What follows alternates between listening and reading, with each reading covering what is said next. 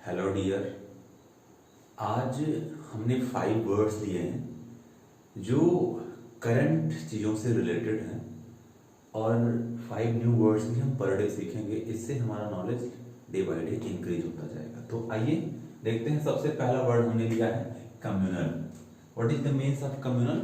Communal का मतलब होता है सांप्रदायिक, है ना। अब ध्यान दो कि आपने अभी देश भर में दुनिया भर की खबरें सुनी है। चाहे हिंदू मुस्लिम को लेकर के कोई मुद्दा हो वो कम्युनल बन जाता है। चाहे किसान आंदोलन को लेकर के बात हम करें वहां पर भी इस प्रकार की बातें आती है कि चीजों को कम्युनल कर दिया जाता है। एग्जाम्पल क्या कहता है? There was a communal violence between Hindu and Muslims. तो जितने हिंदूज होते हैं और मुस्लिम्स होते हैं उनके बीच में कहीं ना कहीं आज नहीं तो कल क्या हो जाता है, कोई ना कोई कम्युनल वायलेंस आ ही जाता है। मतलब सांप्रदायिक हिंसा जिसको हम लोग कहते हैं। तो आज का शब्द, पहला शब्द हमने क्या लिखा है? कम्युनल। कम्युनल का मतलब होता है सांप्रदायिक, और सांप्रदायिक का मतलब क्या होता है? जिसमें कई प्रकार के धर्मों का समावेश हो, वो कहलाता है क्या? कम्युनल। तो क्या कह रहा है? There was a communal violence.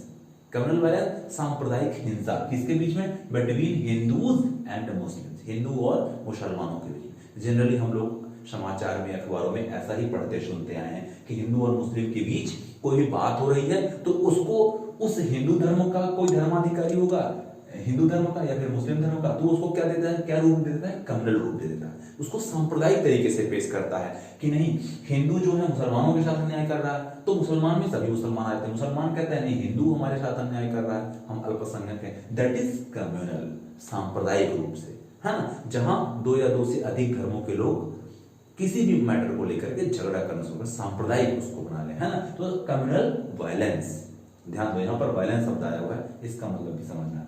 Next one is expose. Expose का मतलब होता है टू ओपन, खोल देना, उघाड़ देना, है ना। किसी के सामने नंगा कर देना। अब ये कई प्रकार से हो सकता है। किताब का खोलना, कपड़े का खोलना, बुक का खोलना, कई प्रकार से खोलना होता है। किसी की पोल खोल देना। फिलहाल यहां पर देखते हैं, यहां एक्सपोज का क्या मतलब है। क्या लिखा है? केसेस आर राइजिंग, केस लगातार बढ़ रहे हैं। अब क्या कह रहा है? सो किड्स, यहां पर किड्स है, KIDS, so kids can not be exposed. अगर कोविड के केसेस लगातार बढ़ रहे हैं तो सुप्रीम कोर्ट ने अभी हाल ही में अपना एक स्टेटमेंट दिया और क्या कहा है? So kids can not be expose, इसलिए किड्स को ओपन नहीं किया जा सकता, मतलब किड्स को नहीं बुलाया जा सकता। अपने घरों में है, घरों से खुलकर निकलकर वो स्कूल में नहीं आ सकते थे। यहाँ एक्सपोज का क्या मतलब है? निकलकर बाहर आना। तो एक्सपोज का मतलब क्या होता है? निकलना, बाहर आना, खोल देना, है ना। अब फिर देखो, जैसे यहां पर लिखा है ही एक्सपोज्ड हिज फ्रेंड्स मिस्टेक्स, उसने अपने फ्रेंड की मिस्टेक को क्या कर दिया? एक्सपोज कर दिया, उघाड़ दिया, है ना। तो एक्सपोज का मतलब क्या होता है? उघाड़ देना, खोलना या बाहर निकालना, ठीक ना। तो जो चीज दबी हुई है, छुपी हुई है, उसको बाहर प्रकट कर देना, that is expose. Clear? Expose means बाहर कर देना, निकाल देना, है ना, उघाड़ देना, ठीक है। थर्ड वन इज, देखिए थर्ड वन इज है, और ये सभी करंट से रिलेटेड है, ध्यान दीजिएगा, है ना। केरला में करंट में कोविड के केसेस बहुत ज्यादा बढ़ रहे हैं, इसलिए वहां की जो हाई कोर्ट है, हाई कोर्ट ने ऐसा कहा है। क्या कहा है? कि kids can not be expose, बच्चों को हम एक्सपोज नहीं कर सकते, उनको हम घर से बाहर निकलने के लिए नहीं कह सकते। वो अंदर बंद है तो बंद रहे, बाहर ओपन नहीं हो सकते, ठीक है। तीसरा देखिए रेजिस्टेंस, रेजिस्टेंस पावर, रेजिस्टेंस, तो आपने इस शब्द को कई बार सुना होगा। देखो यहां क्या लिखा है? लिखा है Panjshir resistance is on the way to the Taliban. ये बहुत लेटेस्ट घटना है। अभी अफगानिस्तान में तालिबान और अमेरिका के बीच क्या हुआ, और अब तालिबान ने खुद अफगानिस्तानियों के साथ क्या किया है, ये कई दिनों से, महीनों से ये खबर चल रही है। तो यहां पर देखिए क्या लिखा है? रेजिस्टेंस। रेजिस्टेंस का मतलब क्या होता है? रेजिस्टेंस का मतलब होता है प्रतिरोध, विरोध अथवा प्रतिरोध। तो क्या कह रहा है? Panjshir resistance is on the way to the Taliban. तो जो पंजशीर का प्रतिरोध है वो किसके वे में है, किसके मार्ग पर है, किसके रास्ते में आड़े हाथों आ रहा है? टू द तालिबान, तालिबान के रास्ते पर, on the way to the Taliban, Taliban के मार्ग में पंजशीर का जो प्रतिरोध है वो आ रहा है। तो पंचशील बार बार क्या कर रहा है, प्रतिरोध कर रहा है, किसका, तालिबानियों का, और तालिबानी पंचशील को लगातार जीतने की फिराक में है। हालांकि अब तो पाकिस्तान की मदद से इसको जीता जा चुका है, पाकिस्तान ने वहां पर हवाई हमले किए हैं और पंचशील पर तालिबानियों की जीत हुई है, वहां पर फतह मिली है इनको। खैर आगे बढ़ते हैं, नेक्स्ट वन इज सील। ये पैरालंपिक से जुड़ी हुई खबर है। सील का मतलब क्या होता है, मुहर लगा देना या ठप्पा लगा देना, किस बात का, यहां देखिए लिखा है कृष्णा नागर सील्ड गोल्ड इन पैरालंपिक। अभी पैरालंपिक चल रहे हैं, इससे पहले ओलंपिक हुए हैं टोक्यो में, और अभी पैरालंपिक भी टोक्यो में चल रहे हैं, है ना। ओलंपिक मतलब जिसमें स्वस्थ खिलाड़ी खेलते हैं, और पैरालंपिक में मतलब जो किसी न किसी एंगल से हैंडीकैप्ड होते हैं, विकलांग होते हैं, उनको पैरालंपिक कहते हैं, है ना। पैरालाइज शब्द इसी से बना है, पैरालाइज पैरालंपिक, ठीक। तो क्या कहा है, कृष्णा नागर सील्ड गोल्ड इन पैरालंपिक। जो कृष्णा नागर हैं हमारे देश के इंडियन खिलाड़ी, तो उन्होंने क्या किया, सील्ड कर दिया, उस पर मुहर लगा दी, किस पे, गोल्ड पे।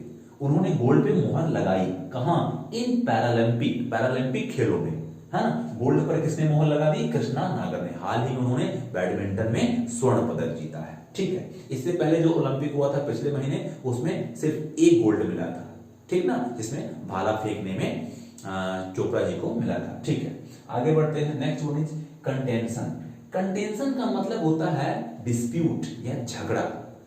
अब देखते हैं ये झगड़ा कहां से आया, ये करंट से कैसे रिलेटेड है। कह रहा है India should take its captured LOC and finish its contention. क्या कह रहा है कि भारत को क्या करना चाहिए, अभी तालिबानियों ने अफगानिस्तान को ले लिया, अपने अंडर में ले लिया, यहां क्या कह रहा है, इंडिया शुड टेक, भारत को भी क्या करना चाहिए, लेना चाहिए, क्या लेना चाहिए, इट्स कैप्चर्ड एलओसी को, अपनी इसकी खुद की एलओसी है, लाइन ऑफ कंट्रोल, जिसको पाकिस्तान ने कैप्चर कर रखा है, तो उसको ले लेना चाहिए, एंड फिनिश, और फिनिश कर देना चाहिए, क्या, दिस कंटेंशन, इस झगड़े को, है ना। जैसे तालिबानियों ने क्या कर दिया, अफगानिस्तान के झगड़े को समाप्त कर दिया, गिलानी साहब भाग गए, है ना, 9-11 हो गए। खैर, तो इसी प्रकार से सजेशन क्या दे रहा है, इंडिया को भी अपने एलओसी वाला एरिया को कैप्चर कर लेना चाहिए और इस झगड़े को हमेशा के लिए फिनिश कर देना चाहिए। कंटेंशन मतलब झगड़ा, विवाद, ठीक ना।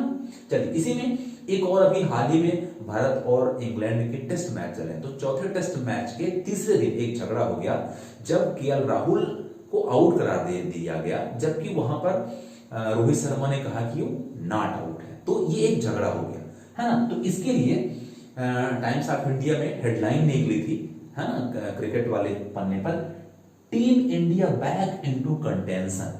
तो ध्यान दीजिए, टीम इंडिया क्या हो गई है, बैक इनटू कंटेंशन, फिर से विवादों में, बैक इनटू, वापस, फिर से, पहले भी कभी टीम इंडिया विवादों में कई बार घिर चुकी है, और फिर से क्या करा, team India back into contention, team India फिर से विवादों में। विवाद की वजह क्या है, अंपायर ने आउट करार दिया केएल राहुल को, रोहित शर्मा ने उस बात को नहीं माना, है ना। तो इस प्रकार से ये विवाद की बात आ गई। ये जितने भी वर्ड हैं, communal, expose, resistance, seal, contention, ये सारे के सारे करंट से रिलेटेड हैं। हालांकि चौथे टेस्ट की बात कर लें तो चौथे टेस्ट को इंडिया ने जीत लिया है, संभवतः 157 रन से, मैं एकदम श्योर तो नहीं हूं, पर फिर भी इंडिया ने इसको जीत लिया है। हालांकि रवि शास्त्री जो हमारे कोच हैं, या जो भी बॉलिंग कोच है, फील्डिंग कोच है, ये सभी कोरोना पॉजिटिव थे, इन सब की अनुपस्थिति में हमारे गेंदबाजों ने अच्छा काम किया, है ना। और 499 का जो सेकंड इनिंग्स थी, तो उसके सहारे इन लोगों ने उसमें ओवरकम किया है इसको। तो क्या कह रहा है कि team India back into contention, team India एक बार फिर से विवादों में।